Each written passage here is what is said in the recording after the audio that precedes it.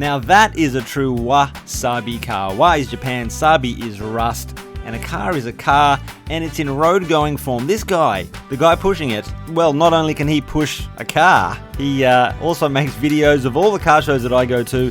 He provides way better coverage than me. There's his channel, you should check it out for sure.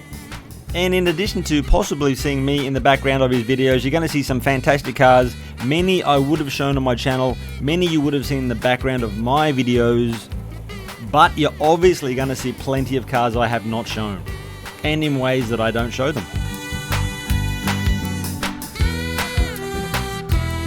Dagnammit, does anyone know what we're looking at? Likely some of you will call it a Fiat of some description. Was someone copying someone else's homework? Possibly. But because I like calling cars by their actual names, this is a Subaru R-2. R2! And let me plug some Instas. There's the owners, there's the models, and why not follow WasabiCars _official. いいですか？はいはい。じゃあ、年式は何ですか？昭和47年。はい、Showa 47 nen, that is the 47th year of the Showa period. And what does that mean? That means 1972, and it is of course the answer to my favorite question, Nenshiki wa nan desu ka? What is the year of the car? And as for myself, well, I'm slightly younger than today's feature car. I'm 1973, that makes me a Showa 48 person.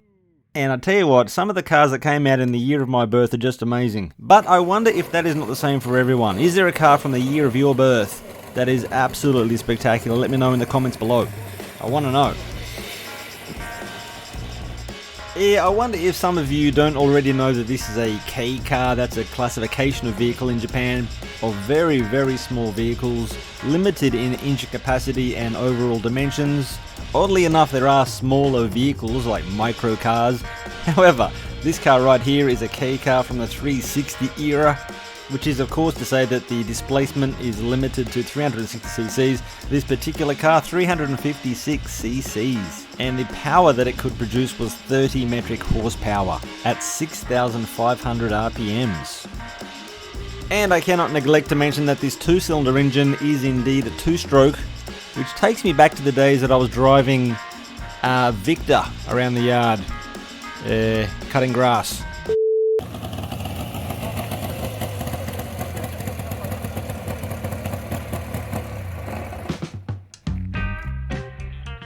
Here's a funny story. I believe the owner got this for a bargain, like the ultimate bargain. The previous owner, upon getting the car in 1972, drove it for just 10 years, and then for 40 years this sat stored away. Of course, registration shaken was not maintained in that time, and then in the summer of 2021, the plan was to scrap it. I know, right? And it was from there that the current owner snapped it up. But one thing I'd just like to highlight for a second here is the instant thought of an old car being totally worthless to anyone. And that is of course ridiculous. And I have my own little experience in this department because, you know, I've got that beautiful K9X Carol. Well, you know, I was having my doubts and I thought, you know, maybe I should sell it or, you know, move it on. And my wife said, yeah, we should get it scrapped. Like just that, like, boom. What? So yeah, there's a massive gap in the thinking of the local people who have old cars that they think are useless, and people overseas, your foreigner types, who want to get parts from Japan and stuff, and it's like, oh, no one understands.